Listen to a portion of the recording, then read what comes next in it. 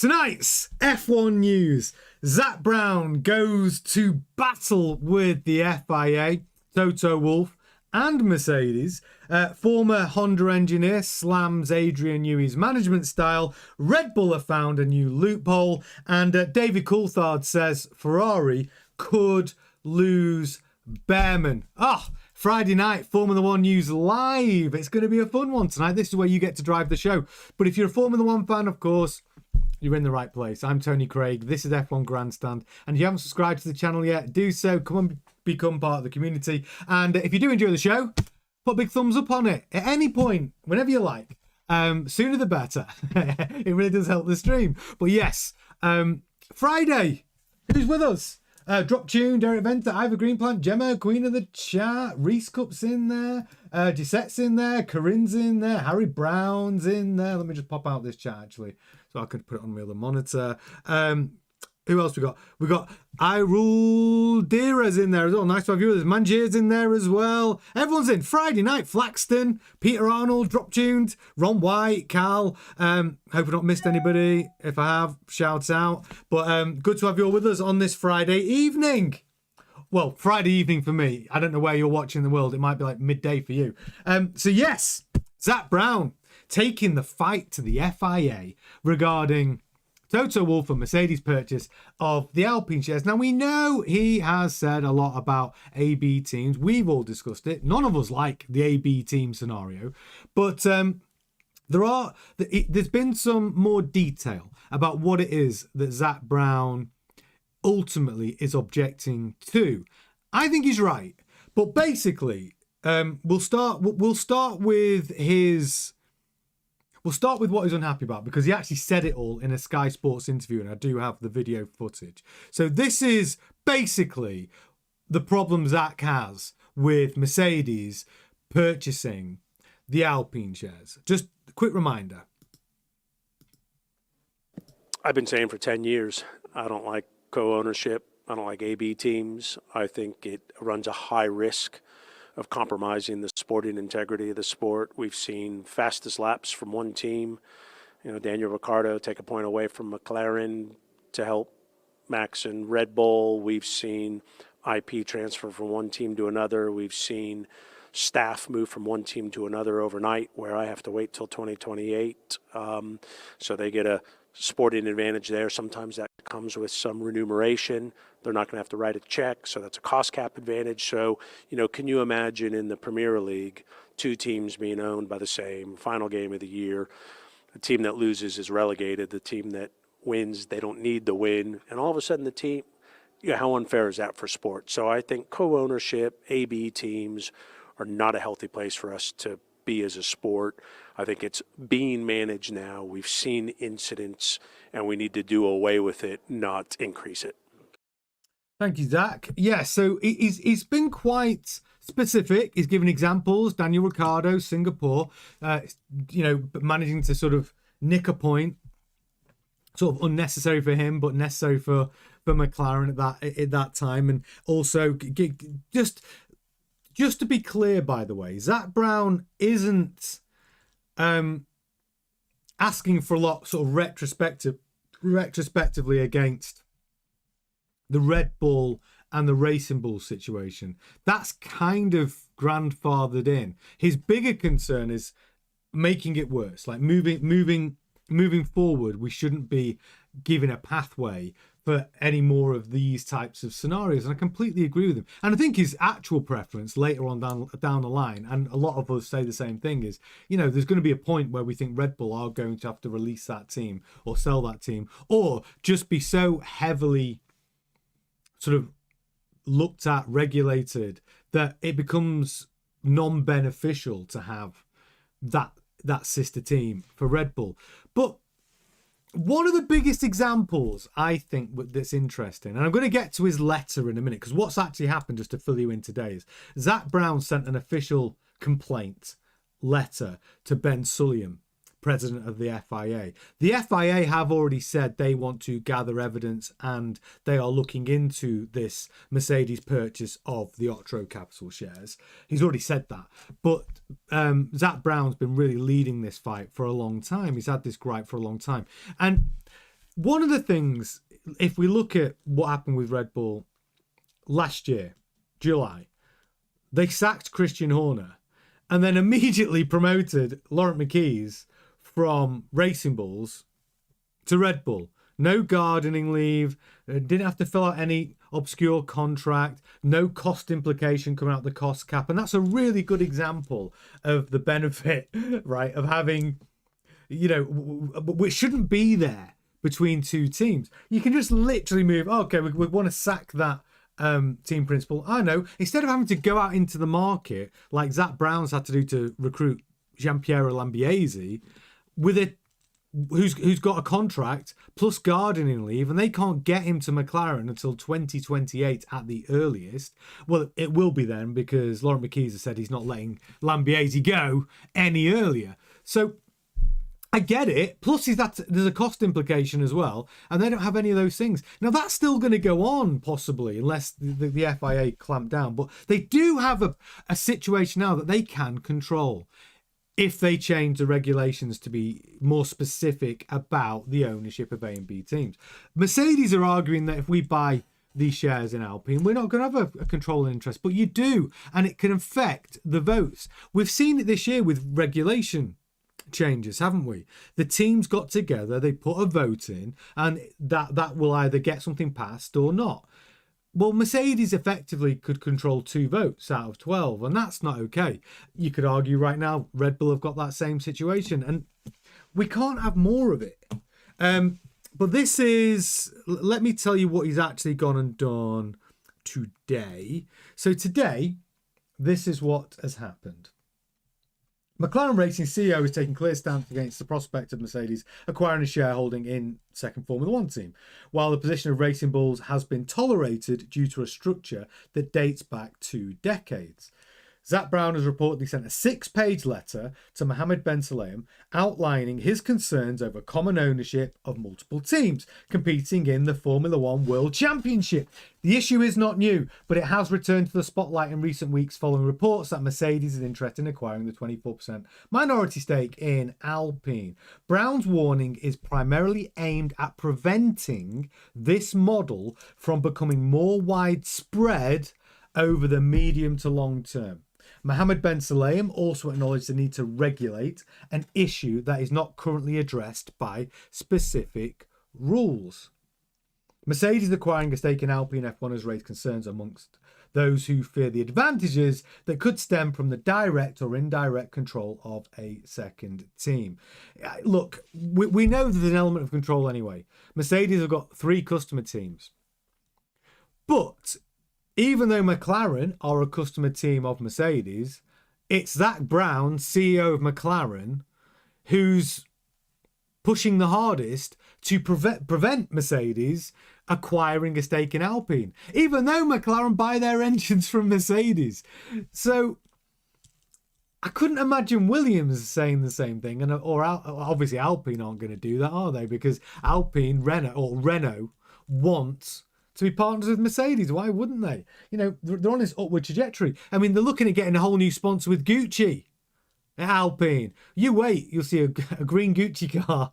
But Alpine, doing a deal with Gucci, they want to move forward. They want to probably increase their ties with Mercedes and the know-how. And a more successful F1 team means more profitable F1 team. More sponsors want to sponsor a team that isn't finishing at the back. The higher up the grid you finish, the better sponsors you get and the more money that comes in. And even though you're operating in a cost cap scenario, you can make a profit. You are allowed to make a profit in Formula One. Toto Wolff said his Formula One team made $1 billion in profit last year. I think it was more, actually. So it's not unheard of. Alpine probably want to do the same thing. Not only do they want to raise the value of the shares in the team, they'd actually quite like to make a profit, thank you. Because then they can spend some of that profit on improving facilities, or bringing in better members of staff that you can pay outside the cost cap, or even pay for better drivers, because they don't go out the cost cap either. So it's most people feel the same way. The thing that I'm interested in is, why is it only Zak Brown doing this? Like, Zak Brown's leading the charge. most of the fans, well, I'll tell you what some of the fans are saying, because I've got some quotes here. So following up, F1 fans are in total agreement with Zak Brown after the McLaren CEO wrote the FIA a letter raising concerns about multi-team ownership. Brown, obviously after writing his letter and the fan community find out about it, they're in support of him. And in this article, there's another moment that they highlighted. Brown cites in his letter Liam Lawson of Racing Bulls moving aside to let Verstappen through in the 2026 Miami Grand Prix, which was just recently, when Lawson had been forced off by Max Verstappen. So what he's basically saying is, why didn't Lawson fight Max in the most recent Grand Prix? He let him through. And he also notes how Laurent Mekies didn't do any gardening leave before he replaced Christian Horner. So yes, these are all very, very good points.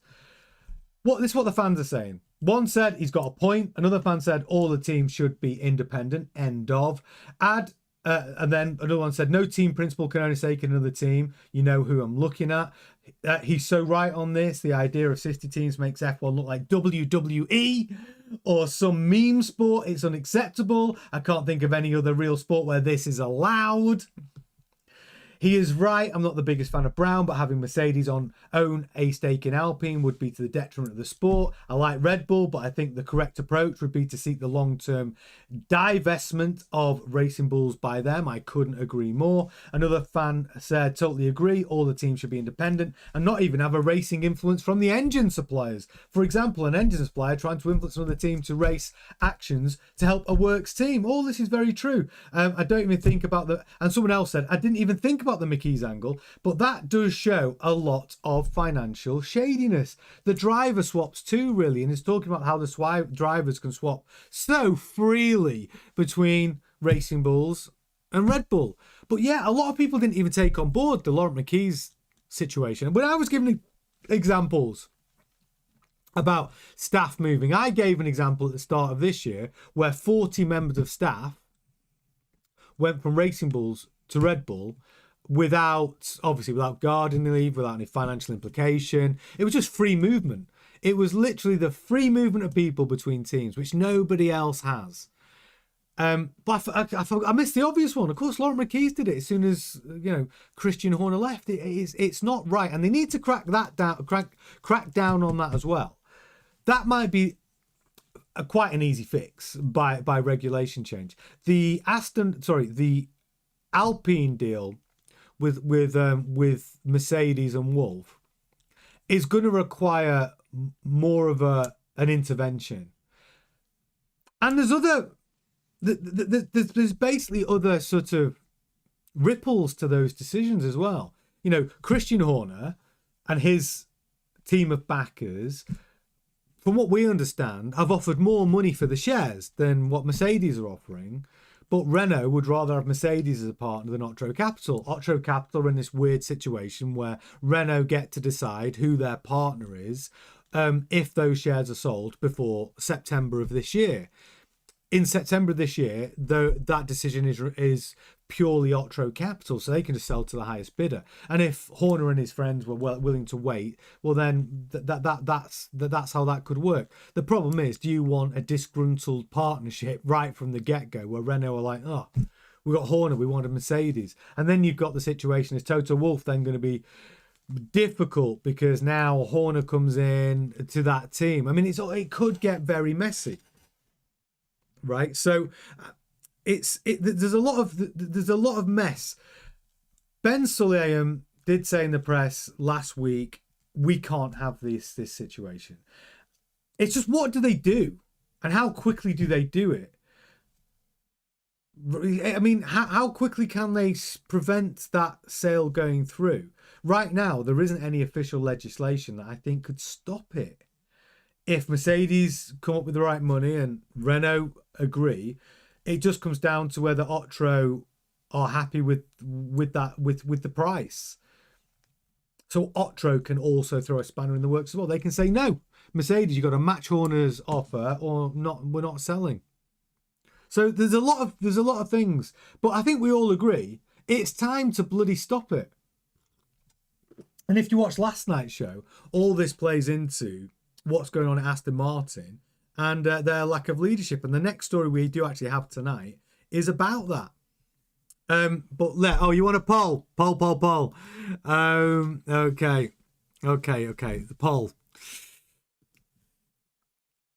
Let's have a poll. Okay. I'm trying to think how to word this because this is what I think. Because Zak Brown is really the only team principal raising his head above the parapet, taking on this issue. Like, should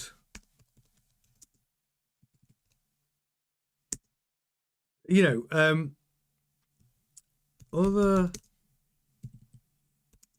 team owners be backing Zak Brown? Like, where's Ferrari in this? I mean, I think they should. And I think actually Zak Brown being the only one who's writing a letter who's like pushing this it's a bit weird. Why is it only McLaren? Eric Venter says Ford should just buy. Absolutely. Ford should buy Racing Bulls. And I think if this conversation gets louder and then let's say they solve the issue or block the sale from Alpine to Mercedes. Well, once they've achieved that, then the conversation then turns, doesn't it, to Red Bull and Racing Bulls, and the conversation continues. Go, okay, well, we solved that issue. What are we going to do about this issue? You're going to have to give them time. You can't, they do legally own the asset. Like, they either have to sort of separate the teams to a point where they all contracts have to be adhered to in a certain way, so gardening leave can't be ignored, or anything like that. There's a lot of things that need to be considered. Oh, super chats. Gemma's in with the super chat. Zach is being a Karen with that email. I don't think so, Gemma. I think he's right. Gisette says, why is Zak Brown pushing so hard? What does he know? I just don't think he trusts Mercedes. I just don't think he trusts anybody in F1. Why should you? I don't think he trusts them. I think he doesn't want to see Alpine become uber competitive. But Mercedes, hedging the bets, I don't know. It's my view, because I say it all the time. I feel every team should be independent. I feel every team should have their own power unit eventually. And I feel like the FIA and Formula 1 should be moving towards that. And I think that also what comes with that is that they need to be making plans for divestment of Racing Bulls from Red Bull. And maybe Ford are the right partner, the right team to do that. I mean, you've got BYD. They'd buy it tomorrow, I would have thought. I think BYD would come in and buy Racing Bulls if it was for sale and it was priced reasonably. I think they're not the only ones. There could be other manufacturers that would like to come back in. I mean, we're talking about getting a Chinese manufacturer on the grid, but there's two. Is it Geely that own Lotus? I'd love to see Lotus back on the grid. I actually think it'd be fantastic for the brand as well, for Lotus road cars to be in Formula 1. The heritage behind Lotus. I mean, it'd be great to have that brand back in the sport. So why not two Chinese manufacturers in the game? Yeah, I mean, there's a lot of things that could happen, but they just need to put a roadmap down and go, look, this is the future. This is the next 5 years of F1. Okay, we're dealing with the regulations, and yes, but we need to deal with this aspect as well. Otherwise, we get another situation that becomes very, very difficult to unpick. The Red Bull situation is going to be difficult to unpick, and we don't want to do that again. So I'm backing Zach. I'm glad he's going to war, but he's the only bloody CEO, team owner doing it, and I think there should be a cooperative of team owners and team principals all in agreement saying this should happen. And I think, I'm glad to see that you all agree. 96% of you agree. Other team, where are you, Ferrari? Where's John Elkann in this? Where is he? So yeah, we will obviously keep you updated on how that goes. We've got another next story, and it is Newey pressure fears. Now, this is interesting. This is an ex-Honda employee talking about Adrian Newey. And this is what he says. The Honda engineer fears Aston Martin could collapse if Adrian Newey continues to run the F1 team. Excuse me, I need a little sip of my cup of tea. This coming out from F1 Oversteer. Former Honda engineer Yusuke Asaki has slammed Adrian Newey's management of the Aston Martin F1 outfit, sharing his concerns over a possible collapse for the British constructor if the aerodynamicist remains at the helm. We did touch on this yesterday when we talked about Christian Horner and Papa Stroll wanting Horner as the CEO of Aston Martin and a partner. Well, all of this, all the dots are joining together. But listen to what he said. So during an interview with Web Sportiva, former Honda engineer turned F1 commentator Yusuke Asaki pinpointed Newey's genius as the leading factor in Aston Martin's disastrous start to the 2026 campaign. Newey's genius is the factor in Aston Martin's disastrous campaign. Get your head around this. Asaki fears Newey is not the man to be at the helm of the F1 team, whilst still hailing his prowess in the aerodynamic department. To be perfectly honest, I believe that when a genius like Adrian Newey joins an organisation that doesn't know how to manage people of exceptional talent, the organisation falls apart, Asaki asserted. To make effective use of an eccentric genius, strong teamwork is absolutely essential. If a genius joins an organisation that isn't properly established and not only develops the machine but also runs the team as they please, the organisation will collapse. I feel that bringing out only the best in a genius is, in fact, an exceptionally difficult task. I believe the new Aston Martin car designed by Adrian Newey is a groundbreaking design. On the other hand, I imagine its unique layout may have caused significant damage to the power unit and battery. That is why Aston Martin Honda have been plagued by abnormal vibrations right from the pre-season tests. I mean, I think it's an because he's an engineer and he's ex-Honda and he's got a good handle on the Aston Martin situation. I do understand what he's saying. Like, trying to manage an eccentric genius is difficult because it's almost like when somebody it's like they're fit to make certain decisions, but really the wrong person to make other decisions. And if you're, let's say you've been categorized as a mad person, well, as the mad person, you don't know. Like, first, you don't know that you're mad, and the second thing is you think that your decisions are great, and they're not great. And I think it's a bit like being an eccentric genius. Yes, some of your decisions are so good and the creativity and you're absolutely the best, but there's a madness that comes with eccentricity, and some decisions you should be certified insane not to make. And I think that's what he's trying to say. You've got to keep that person in their lane, and they might fight and push back and not really like to not have full creative control.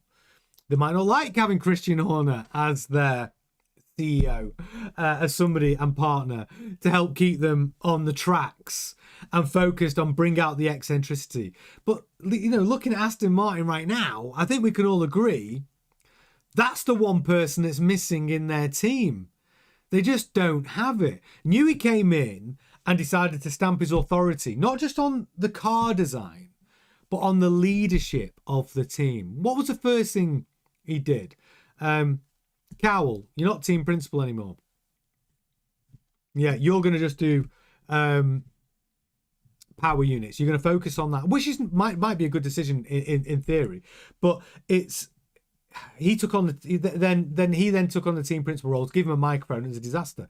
And I think actually he really is the type of person, like an eccentric genius, who, like Asaki says, he needs to be sitting in his room, designing, drawing, seeing air, and let other people do the other stuff. Stay in your lane. And here's another interesting part of this article. Lawrence Stroll went against the advice of colleagues to appoint Adrian Newey as team principal. A recent report suggested team owner Lawrence Stroll didn't listen to Adrian Newey's old colleagues before appointing him as team principal, with the majority of them highlighting how the 67-year-old needs a strong support network to thrive. I mean, this year was meant to be Aston Martin's year, wasn't it? But it's turned out to be quite the opposite. That's an interesting statement, isn't it? His old colleague said, look, we all know Newey's a genius, but he can't be the support network for everybody else. He needs a strong manager. He needs a strong support network to thrive, but he might not even know that or recognise that himself.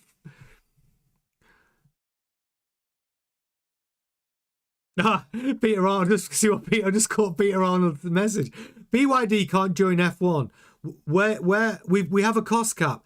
They just pay the workers £2 an hour. Well, that means they'd get a lot of money. They'd get a lot of bang for their buck then, wouldn't they? That's a good point. That is a good point. If Chinese labour is far cheaper, that cost cap would be, it would go a long way, wouldn't it, at BYD? It's a good point. So yeah, I agree with Asaki there. I think it's interesting, and to add to it, there's another report that came out today, which is the F1 Paddock insiders think that fussy Adrian Newey is refusing to let Aston Martin upgrade their car. And we're gonna have a poll on this. Aston Martin stunned the F1 paddock by refusing to bring any performance-based upgrades to the most recent Miami Grand Prix. Aston Martin remained stagnant, instead choosing to focus on reliability rather than performance.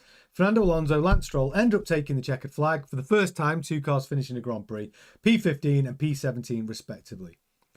And this is what journalist Ian Park said on the Racing News 365 podcast. He said Adrian Newey wants to ensure any AMR 26 gains are substantial, not incremental. He said, it's the Cadillac Aston thing that's absolutely fascinates me. I mean, who would have thought he started a brand? Who would have thought a team brand new to Formula One with just 4 Grand Prix under its belt so far? And here it is, battling a team like Aston Martin with all its resources, history, and everything else that's been thrown at the team. And the fact is that Aston is not even going to have any upgrades on its car until the summer, according to Fernando Alonso. Now, speaking to people in the paddock over the weekend, the belief is that they're delaying any kind of major upgrade because Adrian, in particular, is being so fussy and so perfectionist. He wants to get this absolutely, fundamentally right. They don't just want to throw components at the car hoping that it's going to give them a 10th here or a 10th there. They want to bring something that's fundamentally going to change the performance and efficiency of that car to ensure that any gains are substantial and not just incremental. Is that the right approach? And is Adrian Newey being fussy? Is that why? I'm going to give you 2 choices because I think it's a different reason. I mean, it could be partly that, but I'm good because there's 2 things here. It's the additional upgrade opportunity for Honda. I think is also part of it. But is Newey preventing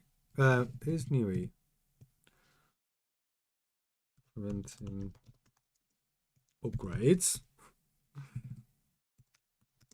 for being too fussy? Oh no, I'm going to change that. Sorry. I'm changing the poll question. It's a yes or no. Is Newey right to prevent upgrades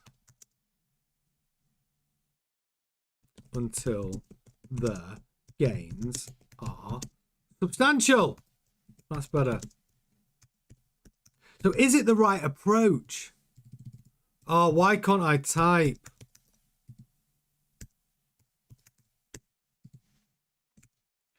Isn't your right to parental ways until the game's also substantial right? Start poll. Tell me what you think. Yeah, because is it the right approach? I'm going to see what Crackite T-Rex would get poll on keyboard. TC is the Aston Martin of keyboard typing. Oh my God, I know. Listen, and there's no upgrades coming either. I have a green plat. A new driver would do the trick. Do you think so? Would you replace both of them? Joel says, yeah, no doubt. They may be waiting to bring a huge package in the later season when most of the tech has been sorted. I mean, is it the right approach? Jeremy, no, because investors won't want to hear that. Plus, if you get it wrong again, you're even further behind. Now, Jeremy's took the words out of my mouth. Imagine that. If that's correct, and Newey's going, look, we don't want to just gain a tenth or two. We're going to bring almost like a brand new car, the AMR 26.2, as I've been calling it. If he brings that car and it's awful and it hasn't improved, you're talking about, because Adrian Newey's given a timeline for Spa, okay, he said, right, we're gonna have basically a AMR 26.2 for Spa. So everyone's going to go, all right, well, right now, so that means we're going to put up with you running 3.5 seconds a lap slower than the quickest teams. All right. That means you need to bring a car to Spa, full package, with an engine that's working better, that catches up a minimum. I mean, and I'm being generous here, but a minimum to start fighting for points of 2.2 seconds a lap. That's huge. You need to find 2.2 seconds a lap to be sort of, then you're 1.3 seconds a lap slow. You're not going to win any races with that. That's not what I'm talking about. I'm just saying to jump into the midfield, to be able to fight for a point or two. If they don't deliver that, like Jeremy said, Newey's in trouble. Newey is in trouble. If he gets another crack at the same car and Honda, with the additional upgrade opportunity, and all of that is available for Spa, and the car doesn't improve by over 2 seconds a lap, I think it's disastrous. Gemma says, I wonder why he's in hospital recently. You know what? I don't actually know. I mean, I don't know. Hopefully it wasn't a padded cell or the pressure he's under. No, I don't know. I mean, I think apparently it's all I know is an issue. It's going to take a couple of weeks to solve. Richard Lawton says, reminds me of the Mercedes Zero pod car.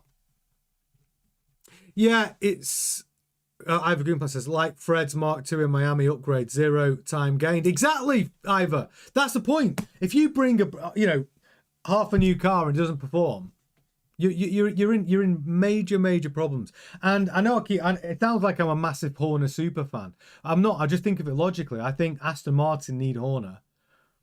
And I think Papa Stroll understands that now. And I think the thing that could unlock Newey's genius, I think, and the potential of the team, and can get on top of that relationship with Honda, and just grab the team by the scruff of the neck and help, like, add steroids into that team and get it moving quickly. I think Horner could be the guy. I think every day this goes on, I think the more Papa Stroll's thinking, I need to get him.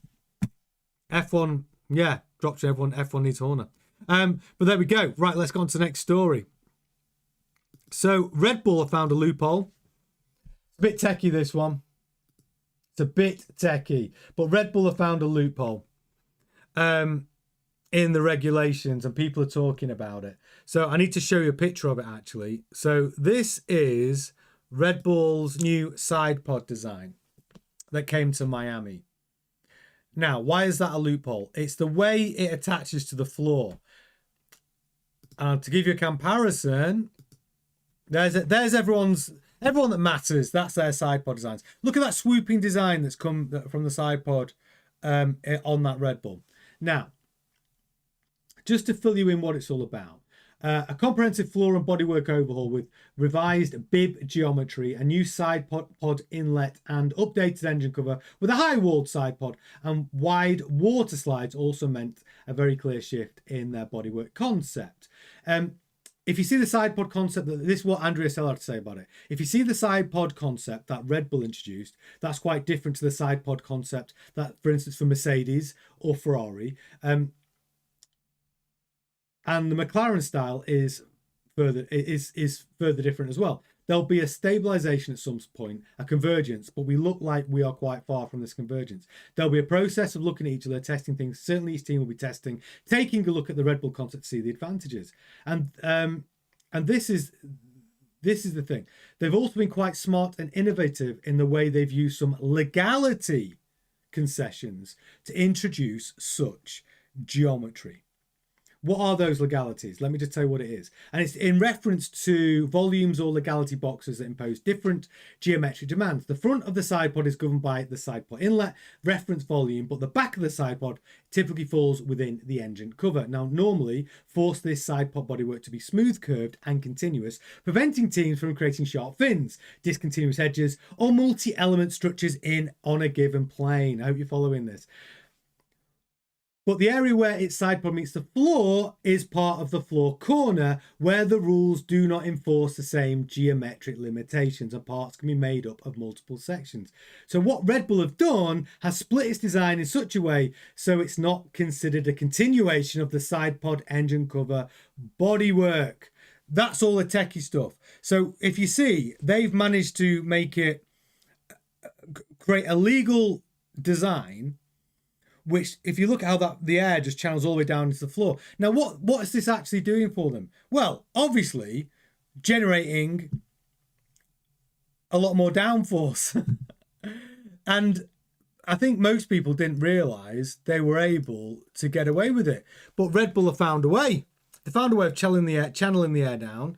And, yeah, it's working for them. And when we consider the massive performance gains that Red Bull got in Miami, Max qualified P2 in a Red Bull where he was struggling to get into Q3.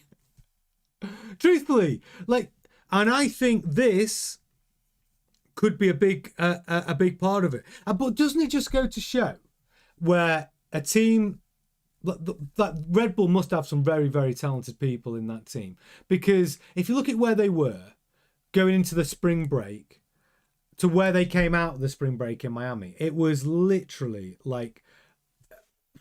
they found almost a second a lap. So big jumps are possible, but I think that could be a big part of it. How long it'll be legal for? We don't know. But that is Red Bull's new side pod loophole. Bearman warning. David Coulthard sounding the alarm about Ollie Bearman, basically saying to everyone, Ferrari could lose him. And I'm going to get your thoughts on this. Yeah, and Harry Brown, on that story, by the way, isn't this innovation instead of a loophole? Therefore, Ferrari flip wing is an innovation too. Look, right now it's legal and other teams will copy it. McLaren, Andrea Stella basically said as much. You know, that there are advantages to that design. The only reason why no one else has done it is because they thought they had to keep a certain amount of volume. And there are rules saying the amount of volume that had to be, before it connects to the floor. And so if you looked at the other teams, you can see that they just took their side pod all the way down to the end. The only other side pod I saw with a really aggressive swooping design like that actually was Adrian Newey's Aston Martin. But no one cares about his car because it's non-competitive. But I think Adrian Newey had similar design cues. But anyway, let's get into... I need to close this poll as well. Is Newey right to prevent upgrades until the gains are substantial? 50-50. 50-50. Because you can't guarantee they're going to be substantial, can you? That's the problem. And yeah, we all saw what happened with Ferraris.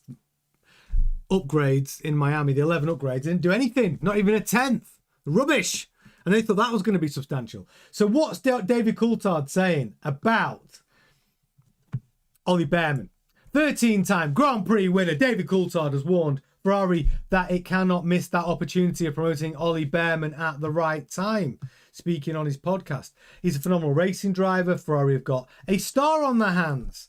The question isn't will they promote him, it's when. The timing of that decision is critical, says Coulthard. They don't want to miss the opportunity. I'm assuming it'll be Lewis. That's the one who will eventually step down. Because when a star is ascending, you got to catch that wave. And if they stay too long, not being challenged, because let's be frank, there's a big difference in pressure when you're at Haas and overperforming than if you're at Ferrari and you're half a tenth slower than your teammate. Everything changes. So getting that moment to bring him into the spotlight, the real spotlight, and the real spotlight is way, way hotter than any of these guys in the mid-grid can really believe. And if they wait too long and he believes he's ready for that chance, what's going to stop somebody else from swooping in and stealing him? Whether that's a Red Bull, a Mercedes, a McLaren, a whoever. You don't want to let a talent like Ollie go. So Ferrari have got some big decisions to make. And here's my decision. My decision, not my decision. It's my question. My poll. It's... Oh. Start a poll. Right. So. And it's this. If Bearman... Should Bearman leave the Ferrari stable if he is not promoted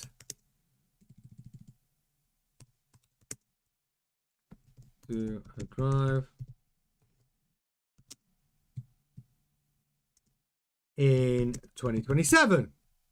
Because everyone keeps talking about Hamilton's retirement. By the way, on Hamilton's retirement, I read a story the other day that, Hamilton's going to announce his retirement at Silverstone this year. I'm not convinced of that yet at all. So should Bearman leave the Ferrari stable if he is not promoted to a drive in 27? So what I mean is, if Hamilton stays, should Bearman go, all right, Ferrari, I'm out. I'm not going to be a Ferrari driver no longer. I'm going to go and join, if he gets an opportunity at a different team, like he didn't, like that's better than Haas, like he goes and just finds a new way. And maybe a McLaren. He's such a good driver. Yeah, Peter Arnold said, very good point. If Hamilton beats Leclerc, Hamilton stays at Ferrari. Oh, Eric says, I think Charles leaves before Lewis. He said now or never. If they don't deliver, he will head to a winning team. People always talk about the Lewis retirement. The talk of Leclerc going to another Formula One team, the talk's gone quiet. Where does he go? Who wants him? Where's there a space for him? I think in the top teams, actually, the most vulnerable top driver in a top drive right now for me is George Russell at Mercedes. If George Russell doesn't beat Kimi Antonelli this year, I think that Mercedes seat is an option for another top driver. Could it be Leclerc? Could it be Verstappen? I don't know. Could it be totally left field, another young driver? I doubt it. Toto Wolff's quite smart. I think Toto's will always have probably a more experienced driver, an older driver, let's say. Because Kimi Antonelli's still 20 years old. He's not. If George goes, I think it's to make way for a Verstappen, a Leclerc, a Piastri, possibly. But I think in the top seats, I think George is the most vulnerable for next year at the moment.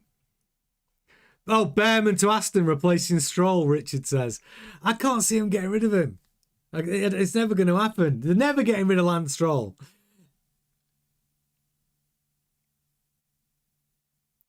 Oh, Eric Venter says, I've been saying this for months. All the interviews I've read, it's a final straw sort of thing for Charles Leclerc. He will go to McLaren, Piastri to Red Bull. Thane, no way Hamilton beats Leclerc. Well, here's a question. Let's say, let's say Leclerc beats Hamilton, but Ferrari don't have a good season. So Leclerc finishes, I don't know, 4th in the Constructors. Hamilton finishes 5th. 4th in the Drivers' Championship. Hamilton finishes 5th. Leclerc leaves Ferrari because he wants a better drive. Does Hamilton stay? Or is this a total new driver lineup for 27? It could be. Thane says, if Russell loses to Kimi, no top team will want him. If Russell loses to Kimi, where does George Russell go? I mean, I think he walks into a seat at Williams if Sainz leaves or Albon leaves. I think he walks. I mean, Williams. I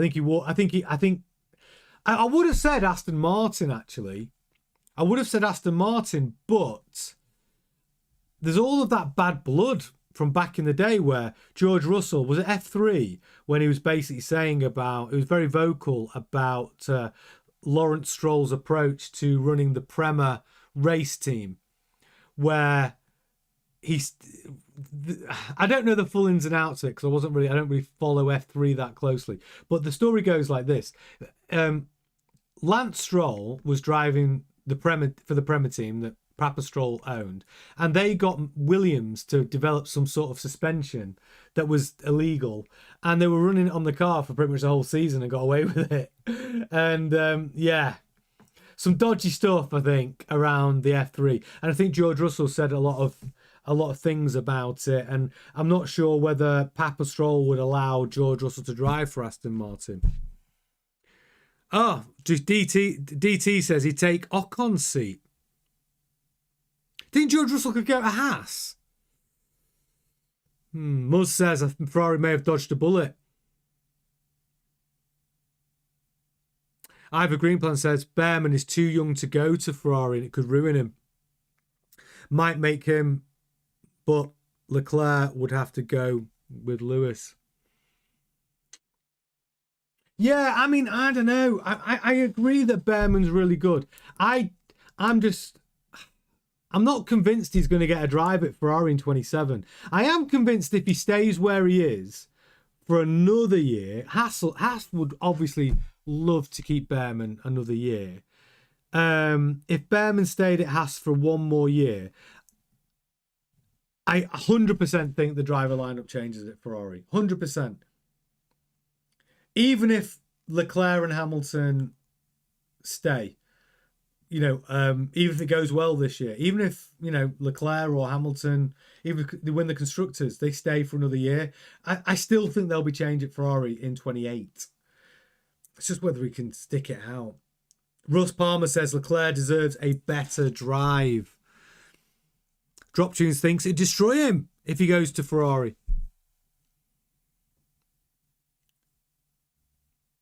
Retroman says Hamilton better leaves first. Got beaten by George, now Leclerc. Trust me, I would have liked to see different. Yeah, the trajectory looks like it's going to be a struggle for Hamilton to beat Leclerc. But we're only 4 races in. I refuse to write him off just yet.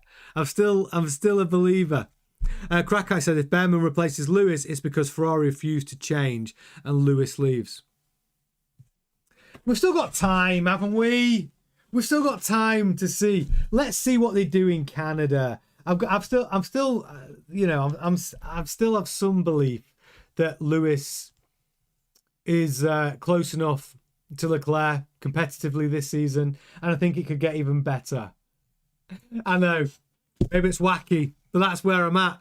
Right, there it is. I'm absolutely knackered. I'm going to go and have some some dinner and have a drink. But listen, guys, thanks so much for tuning in for Friday night Formula One News Live. It's been a lot of fun. Thanks for your super chats. Thanks for all of your engagement. It's an absolute pleasure to do this. Do smash a like on the video before you go. I will see you all again Sunday night, 7:30 GMT. There might be a video coming out tomorrow, so keep an eye out for that. Thank you so much for all the support. I'll see you on the next one. Ta-ta.